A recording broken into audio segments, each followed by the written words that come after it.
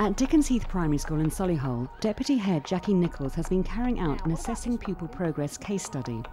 In this four-part series, we're getting an up-close view of APP in action as Jackie gathers detailed evidence and diagnoses the strengths and weaknesses of 6 benchmark pupils. I'm beginning to build up a really good picture of what the children know, understand and can do. So far, Jackie's found out that there are gaps in her pupils' knowledge of key maths terms.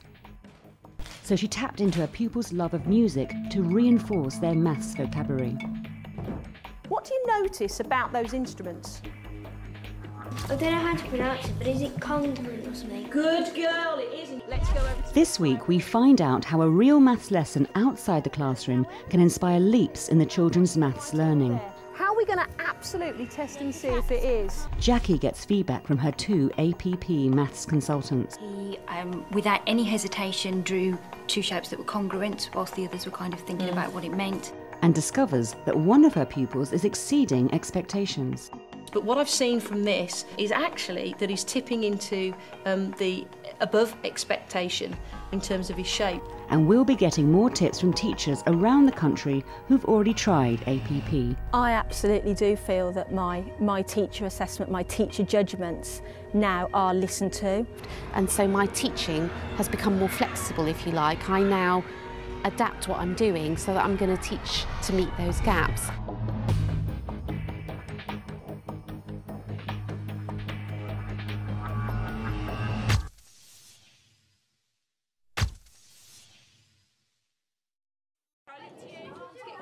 Right, my group, can I have you down here? So we have Luke, we have Jake, we have Olivia, we have Eleanor, We have Megan and Sam. we have Megan, and we have Sam. Right, do we have a place where we think it'd be really good for us to start? Because looking at the clock, we've only got 15 minutes to gather our evidence. What's your idea? The trim trail. Outside next to the trim trail. So you like us to start outside next to the trim trail? Yeah. Okay, fine. Good team decision? Yeah, let's go.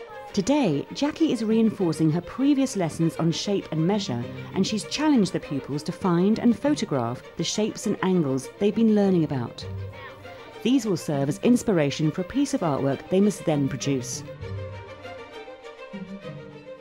We've been working in a very two-dimensional way, and yes, we've taken some of the learning into the music room and done it in a physical way, but actually taking it out into 3 dimensions, into the real world, is really important, because that's the whole purpose of maths. Let's just go with Eleanor. Now, Eleanor seems to think that that might be a right angle there. How are we going to absolutely test and see if it is?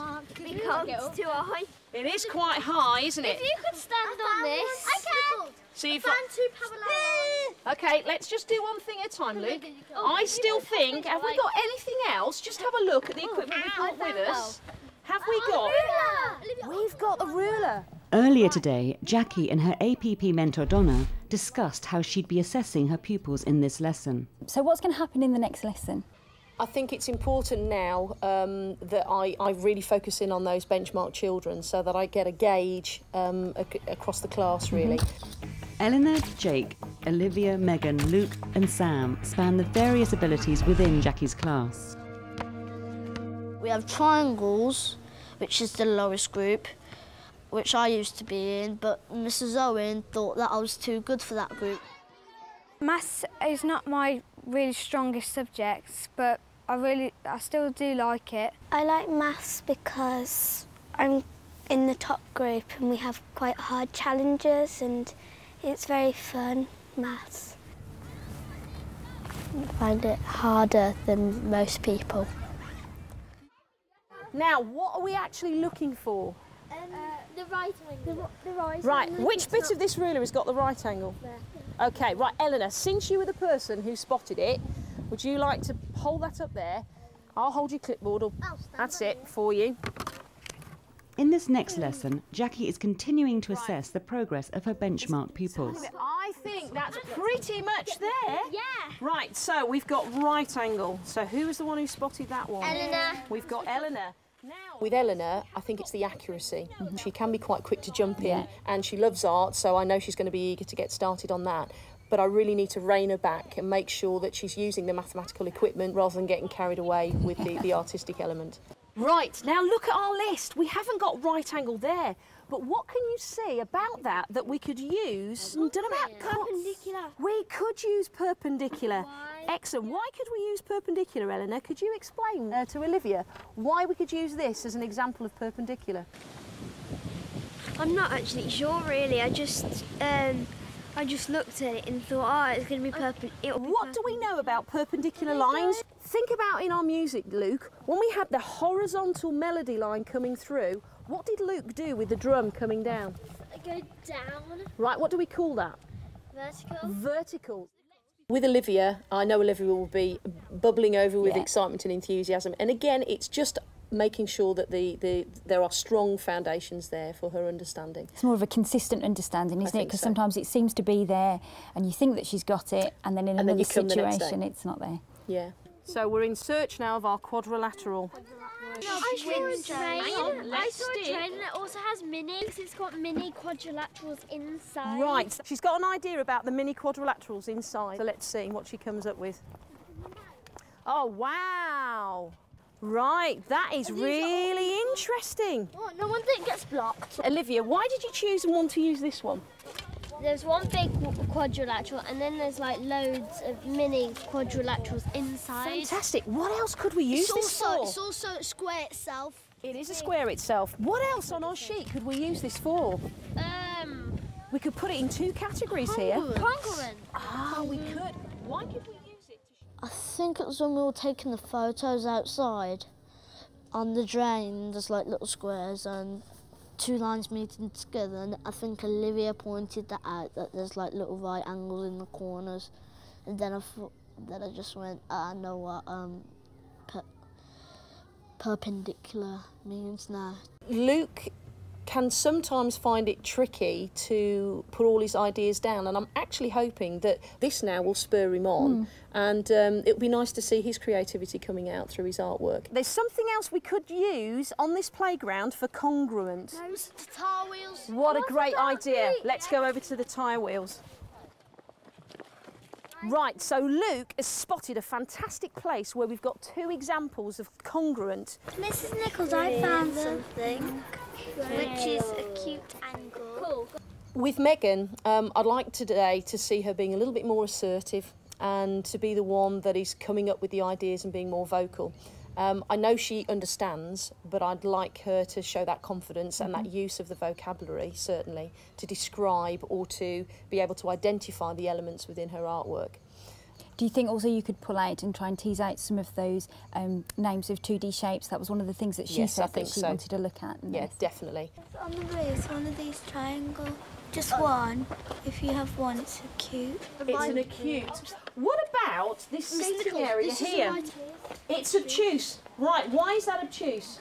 Because it's bigger than a right angle. Good girl. Now, in order to make sure that you are absolutely right, Megan, what do we need to do? Measure it. Measure it. OK, Megan, have you got the equipment we need? Do you want to go round and have a look? Okay. You have a handle.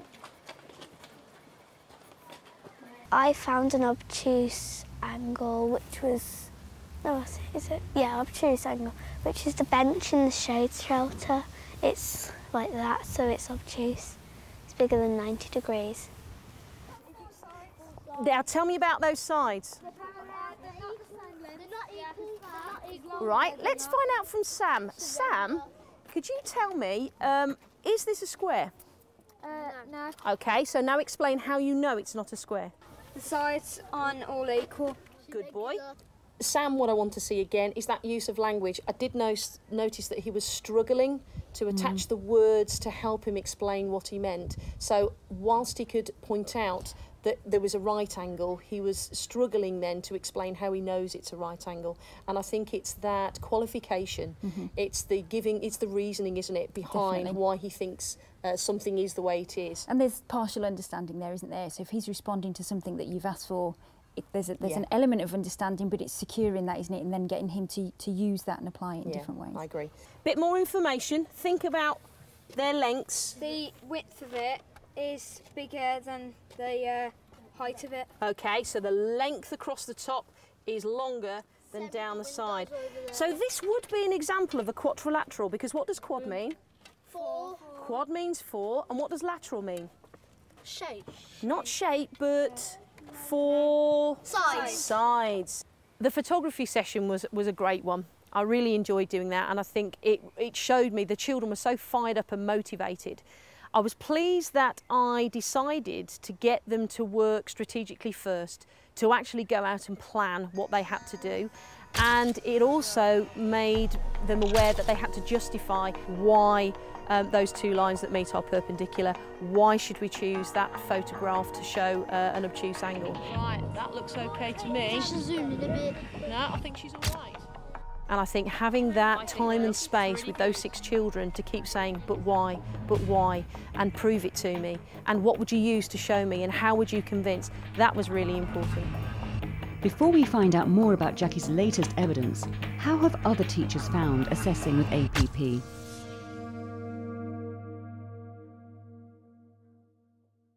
The ability to be able to look at some examples that they've explored in a number pattern, for example, and then make generalisations, those were the kinds of skills that I really only had quite a vague understanding of where children were at before we did APP.